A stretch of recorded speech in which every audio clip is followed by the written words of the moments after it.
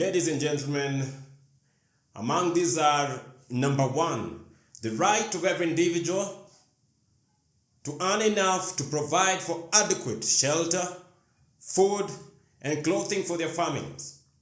Number 2 is the right of every individual to a useful and remunerative job in our shops, in our industries, in our mines, and in the farms of the nation. Number 3, ladies and gentlemen, is the right of every farmer to raise and sell their product at a return that will guarantee both the farmer and their family a decent living. Number 4, ladies and gentlemen, is the right of every businessman, be they small, be they large, to trade in an atmosphere of freedom from unfair competition and domination from monopolies both at home and abroad. Number 5, ladies and gentlemen, is the right of every family to a decent home, a decent house, a decent shelter.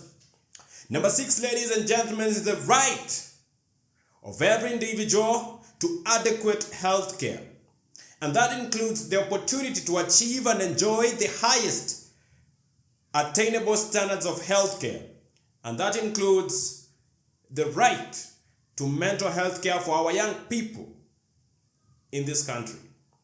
Number 7, ladies and gentlemen, is the right of every individual to attain security from the economic fears of old age, sickness, and unemployment.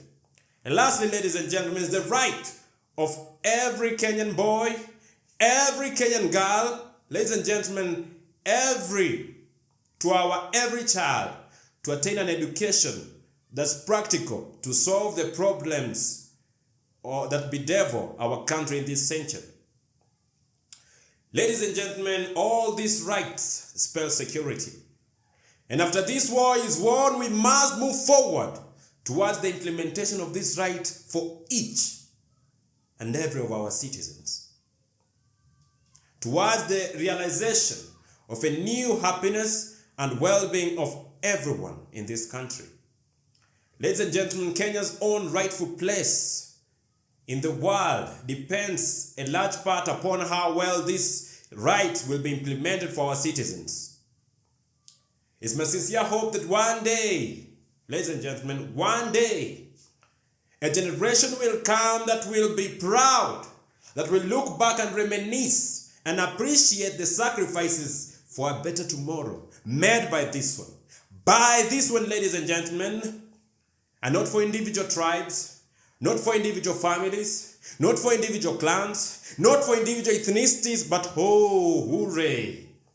When that day comes, when our common sacrifices will guarantee our country, our continent, pride among the community of nations, that our continent, our country will no longer be an eyesore, but will be a resounding story of success, of a people called Kenyan, of a people called African. Ladies and gentlemen, that time is now. The time is now. The time is risk o'clock and the time means now. The time is risk o'clock and the time means now. The time is... Thank you so much, ladies and gentlemen. Let's move forward together, for a time is now. It's risk o'clock. Thank you so much.